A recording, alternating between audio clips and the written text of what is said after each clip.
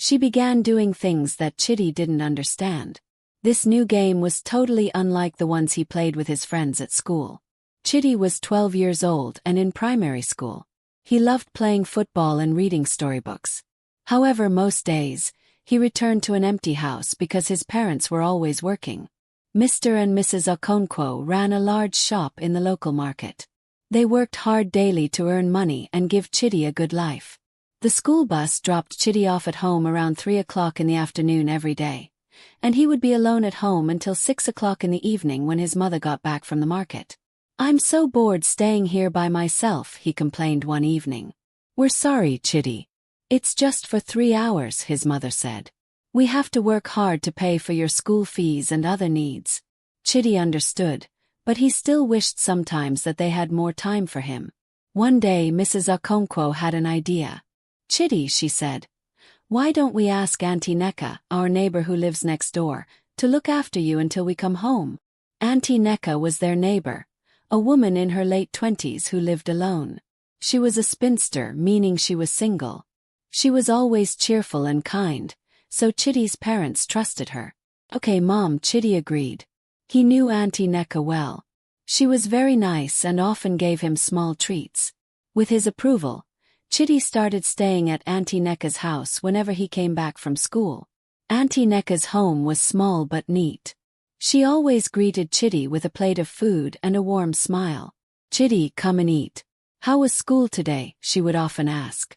At first, Chidi felt a bit shy, but as time went on, thanks to her jovial personality and sweet stories, he became comfortable. Auntie Nneka was exceptionally kind. She would buy cartoons and other fun children's movies for Chidi to watch on her small television. Eventually, she bought for Chidi a Game Boy video game which he loved so much. "Chidi, take this. It's for you," Auntie Nneka said softly with a warm smile on her face as she handed him the toy. For the first time, Chidi was reluctant and shy to collect it, but she insisted, stating, "Chidi, you are the younger brother I never had. I will get anything you want." Chidi thanked her with a heart full of gratitude as he collected the Game Boy. However, from that day things changed.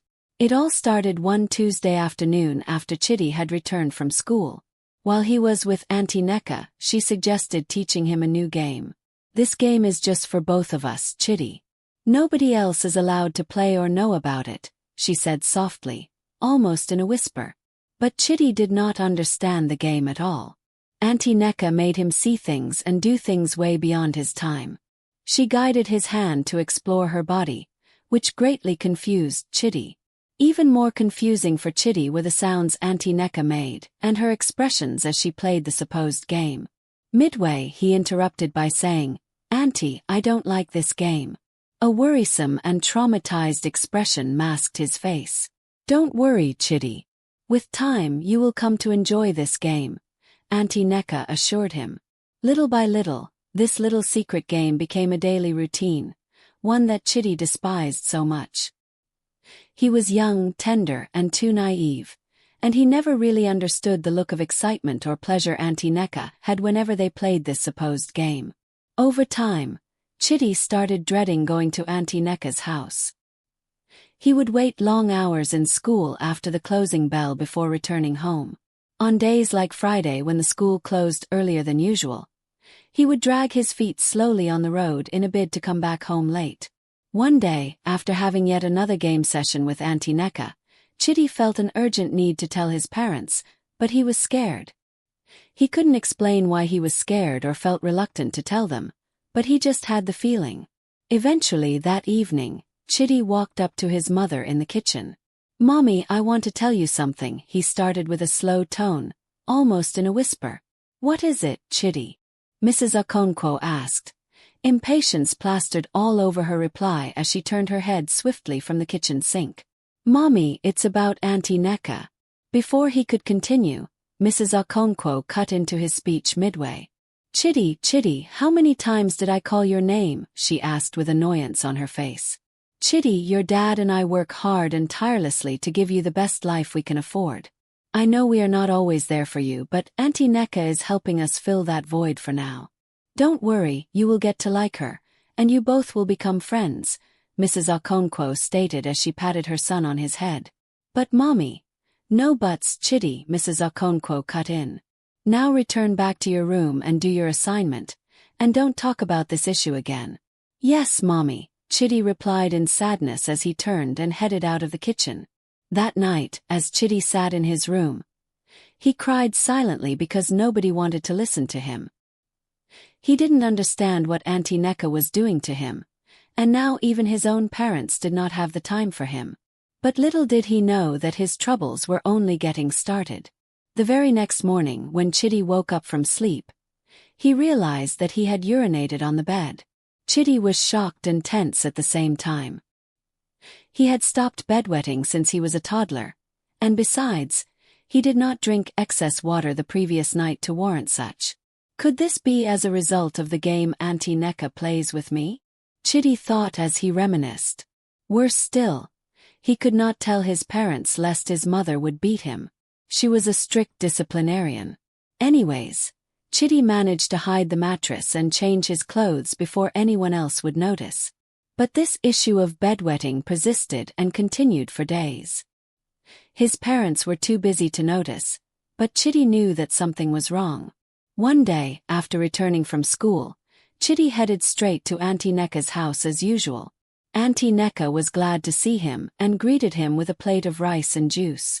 After a while, when Auntie Nneka came to play her game of touching with Chidi, he quickly cut in saying, "Auntie, I don't like your game.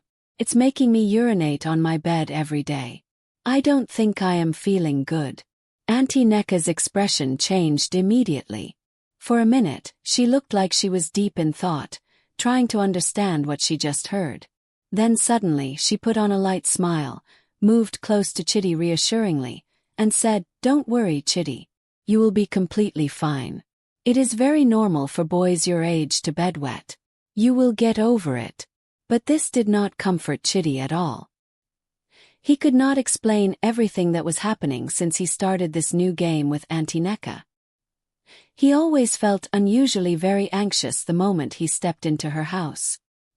His heart beat faster than usual, and he could feel the beat from his chest.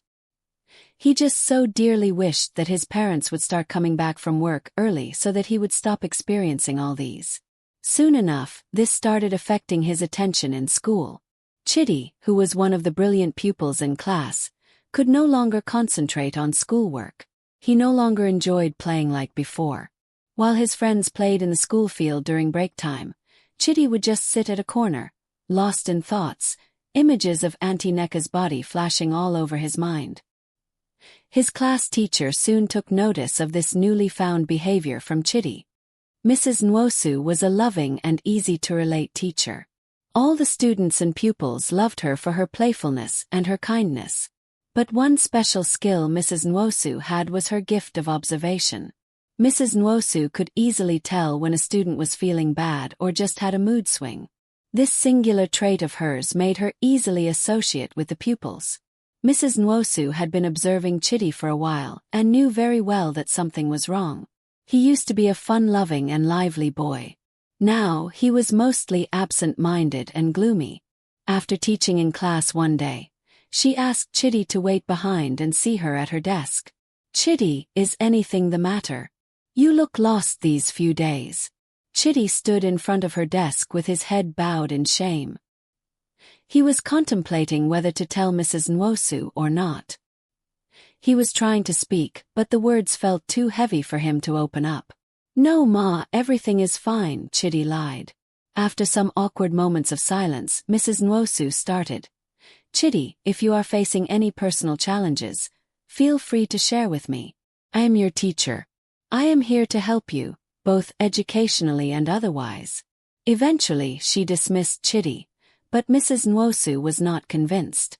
She had, in fact, confirmed that Chidi was hiding something too big he was scared to open up.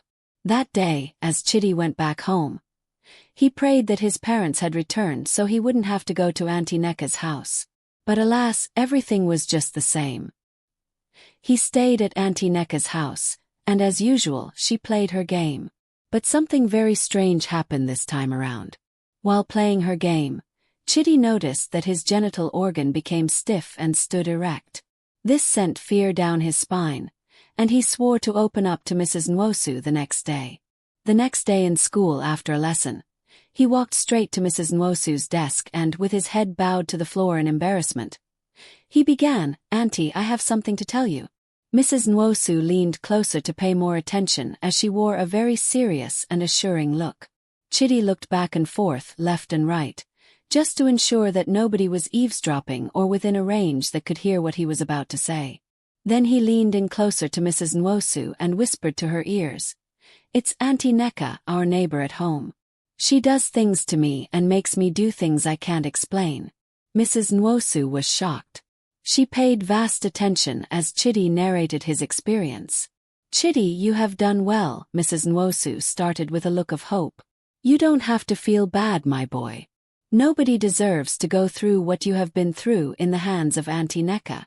Don't worry, I will do everything in my power to help you." For the first time in weeks, Chidi felt happy that someone had actually listened to him and was willing to help. On the other hand, he was scared because he didn't know what Auntie Nneka's reaction would be when she found out.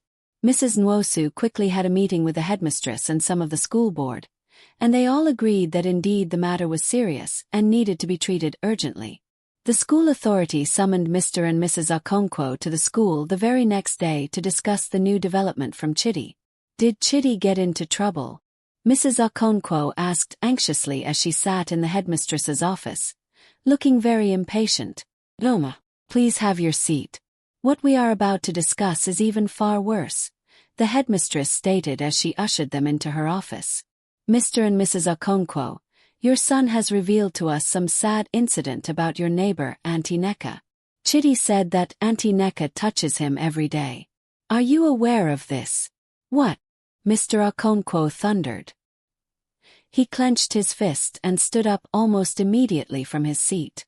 Mrs. Okonkwo was shocked to the bone marrow. Mrs. Nwosu, who was also present, narrated the whole ordeal to them just as she had been told by Chidi. After much deliberation and begging, Mr. Okonkwo finally agreed not to take matters into his own hands but to involve the necessary agencies involved in such crimes.